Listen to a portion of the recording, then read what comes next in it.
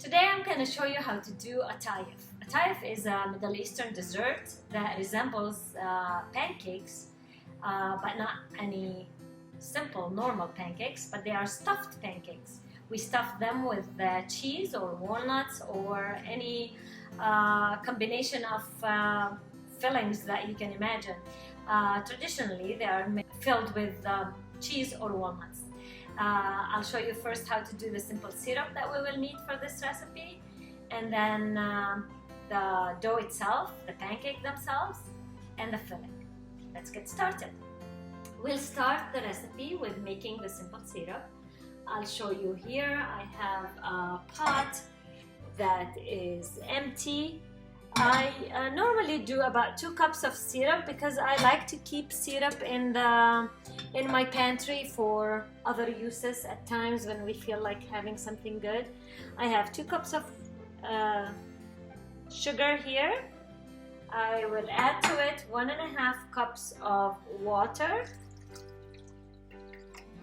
and I'll put the stove on high, mixing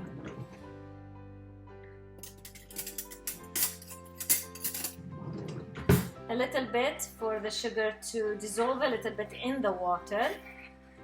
Don't overmix, just let the sugar release from the bottom of the pot, and when it will come to boil, we will add lemon juice, tiny bit, which keeps the sugar from recrystallizing after the syrup is cool.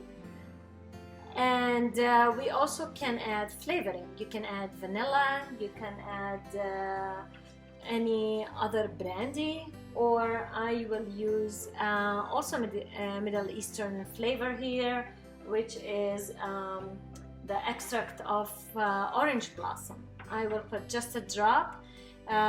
If there is no extract, you can put about 2 tablespoons of the diluted orange blossom that you find selling in the Middle Eastern stores over here. So when the water will boil, I'll show you exactly how to continue. Like you see here, the sugar and water came to a boil. They're boiling vigorously. I will squeeze about 2 teaspoons, not 2 teaspoons, 1 teaspoon.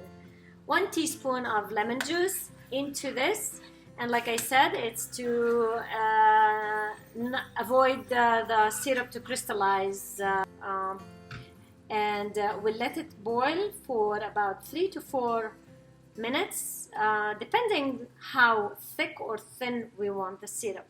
For atayef, I like it to be on the thicker side, so I'm gonna let it boil at least 5 minutes.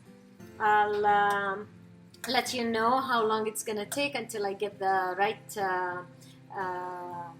thickness for the syrup, and at that point I will add the flavoring because I don't want it to boil too much in the water and evaporate.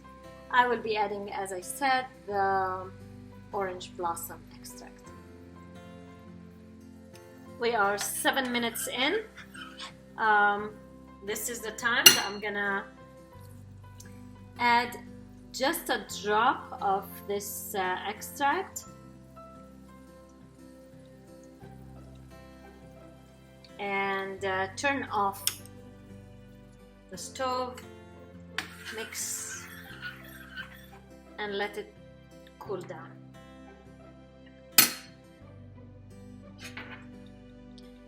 If you look at the spoon,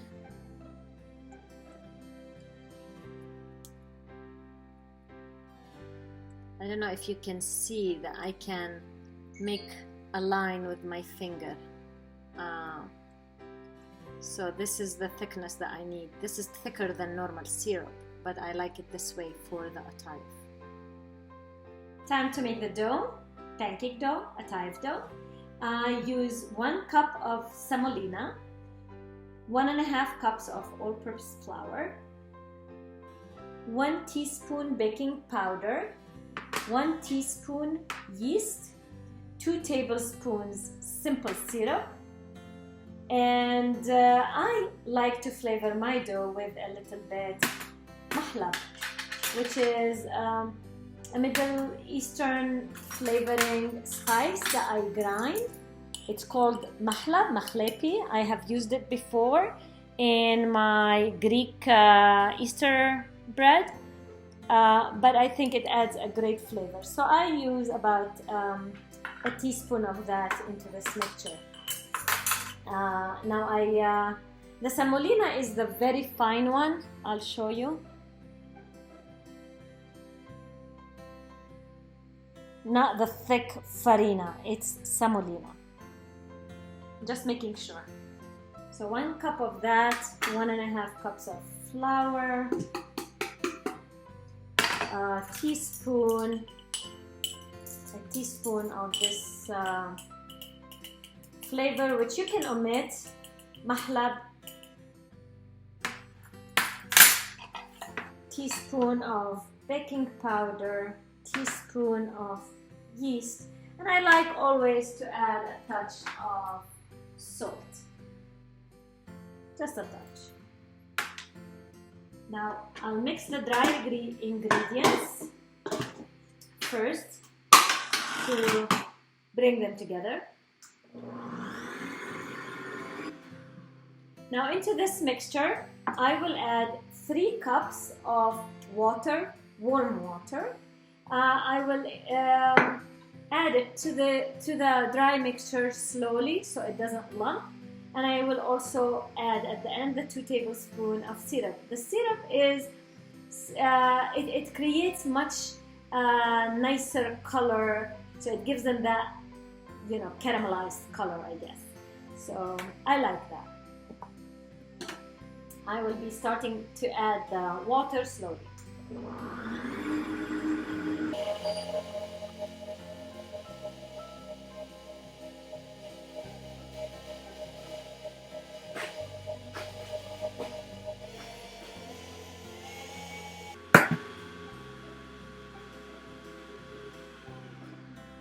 Now I will also add the 2 tablespoons of simple syrup.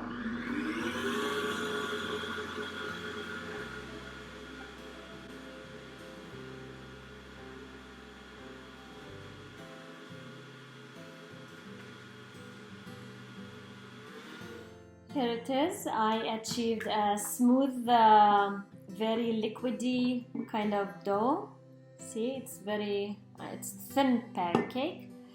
It's gonna get thicker as it rises because the semolina, it's gonna absorb some of the liquids in there, so it's gonna get a little bit thicker. Just make sure that when you mix it completely until all lumps are dissolved, and you end up with a very smooth batter.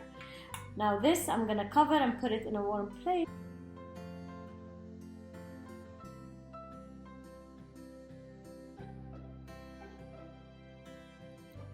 While the dough is rising, we will be doing the filling. I'm gonna do cheese filling today.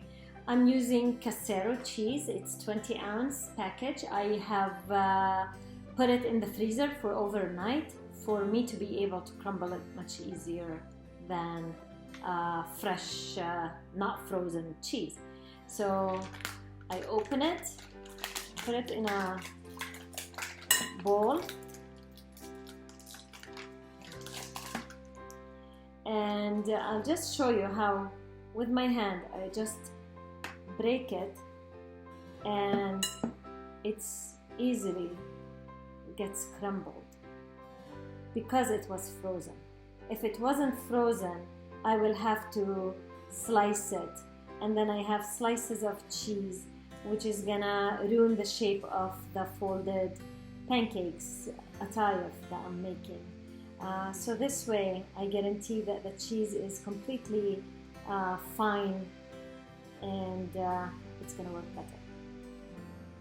I don't sweeten the cheese, meaning I don't put it in water to get rid of the salt, because this Casero cheese, normally it's not that salty, but the salt it has actually, it enhances the flavors at the end, that like sea salt in a chocolate bar kind of thing. Into this, I will add also a couple of spoons of whole milk ricotta cheese, fresh ricotta, not the one that you buy that can be stored on a shelf for a long while. Fresh ricotta has much nicer, creamier flavor that will combine or bind this flaky cheese into creamier texture. So I'll go ahead and do that.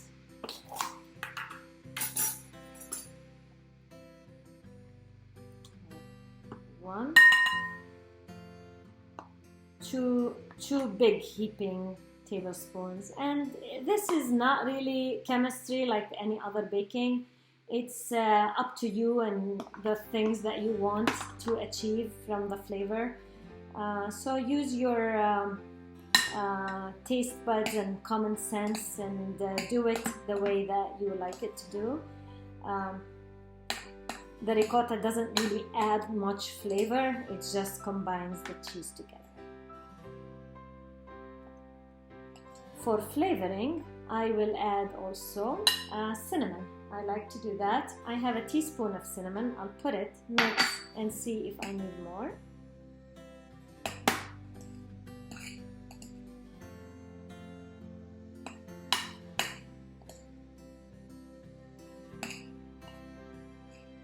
I think this is nice and it's enough, but if you like more cinnamon, you can add up to half teaspoon more. You don't want to overwhelm it and make it too cinnamony because you lose the other flavors in the pancake. This is good for now. This is 2 hours after I did the batter. I got busy, went some shopping, came back, and here is what we have. You see how the batter have bubbled a lot, and now what I'm gonna do is deflate it a little bit with a whisk so I can make the pancake shaped atayef. I will heat the griddle here, and I have this third of a cup measuring kind of. I'm going to be using it. You can eyeball it. I normally eyeball it as well. And the first one is experimental. I try to see how thick they come. I don't like them too thick. I'd rather, them to be a little bit on the thinner side since I am going to be folding them. So we'll see. I'm waiting for this just to heat. The griddle is hot. I will be pouring about 3.5 to 4 inches diameter medallions, like pancakes, onto my griddle here. As much as it fits. Normally I can fit 4. I'll start with 2. Now this is forming. I'll bring the camera closer so you can see. This is forming bubbles on top, and those bubbles, they start popping and they will be drying slowly.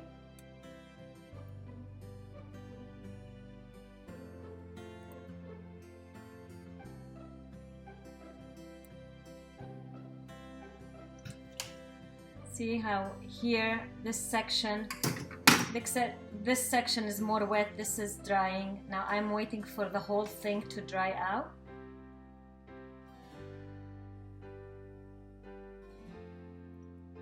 And that's when I take it out. We don't flip those because we want this side up to stay sticky for us when we fill it with the cheese filling or walnut filling.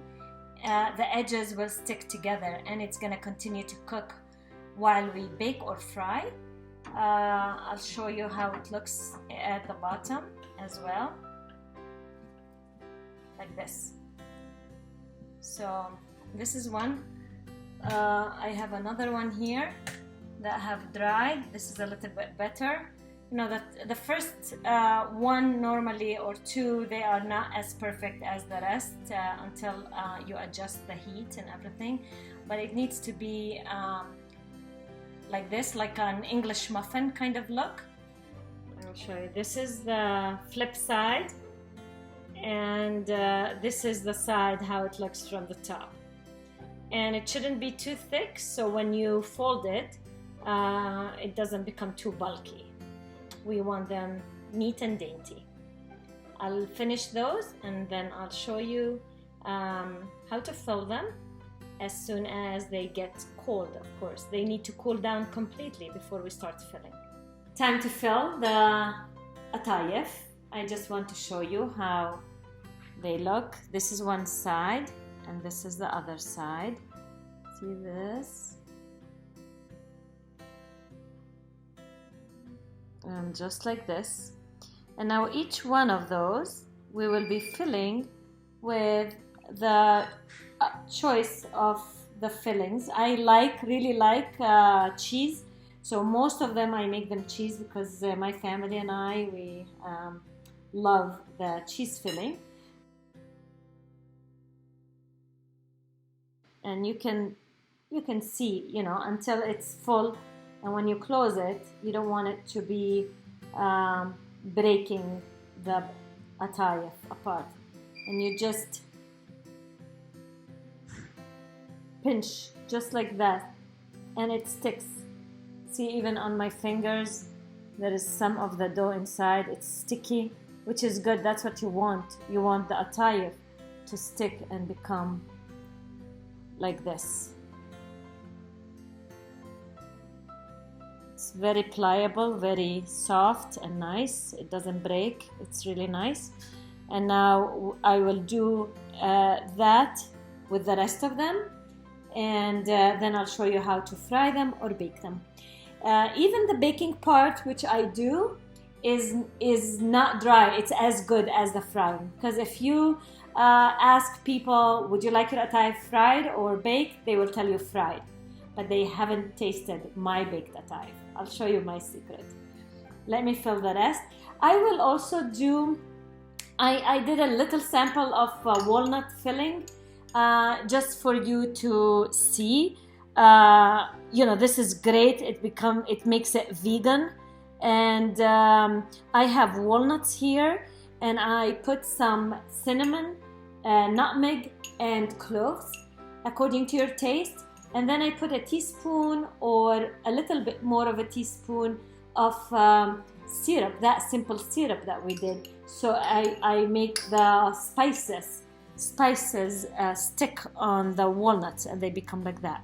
So I will fill a couple of them with this walnut filling as well, and I'll show you how we fry them next. Okay, I filled the atayef, and here you go. Now it's time to bake or fry. I just wanted to also let you know that the 20-ounce cheese, Queso Fresco, that I used, I have 10 ounces left over, which I put in a Ziploc, and this I can freeze for next time. I can make another batch and I can fill with this cheese here.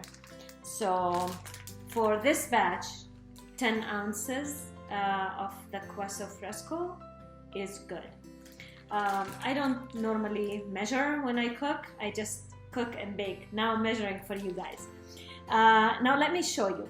I have vegetable oil in this. It happens to be corn oil that I'm gonna fry and show you what the result is gonna be. And I have also butter, which I'm gonna melt in this little pot here.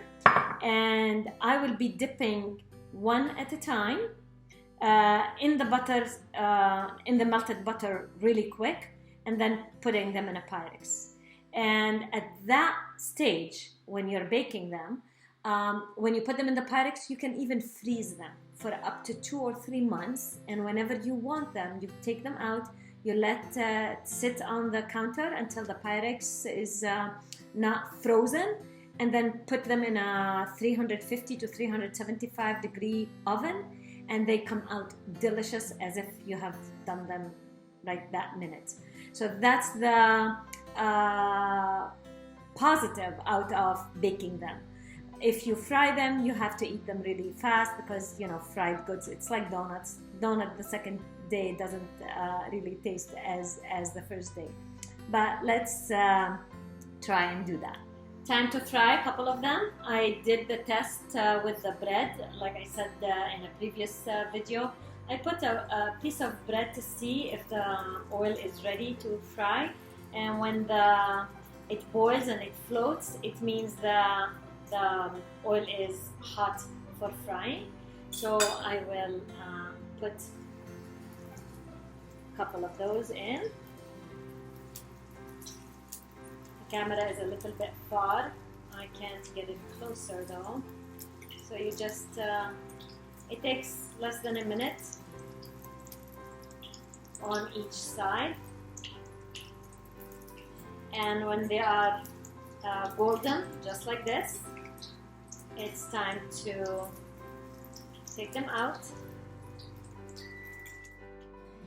This is the syrup that we have prepared before. Here's the fried pancakes.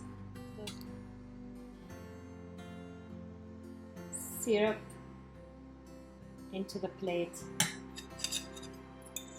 flipping over.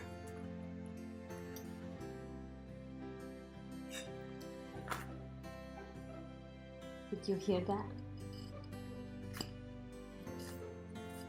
Crispy. Now cut it, and I just want to show you the inside. Cheese is melted, and they are like fried dough stuffed with cheese dipped in syrup. What can be better than this? Delicious. Let me show you the baked way. I melted butter in this pot. So what I will be doing is taking each one, just quick dip in it, and then put it in the Pyrex. After that, you can even put them in a Ziploc. If you don't want to freeze your Pyrex, you can put them in a Ziploc in one layer and put them on something straight in the freezer until they're frozen, and then you can just you know, put them anywhere. They don't have to be straight after they're frozen. But when you take them out, if they are in a Ziploc, immediately put them in a baking pan and bake them immediately without letting them thaw.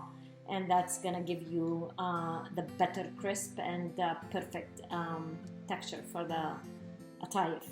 So I'll do this, and then I'll bake some to show you how they look compared to the fried ones.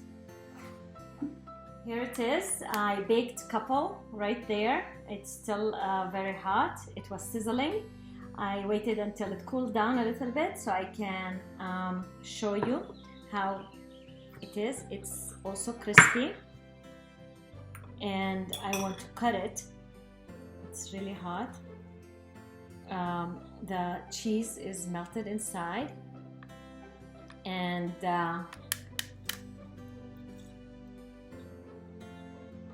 it's crispy to the bite, and it's also very delicious. I cut the second one, which is walnuts, and that's how it looks.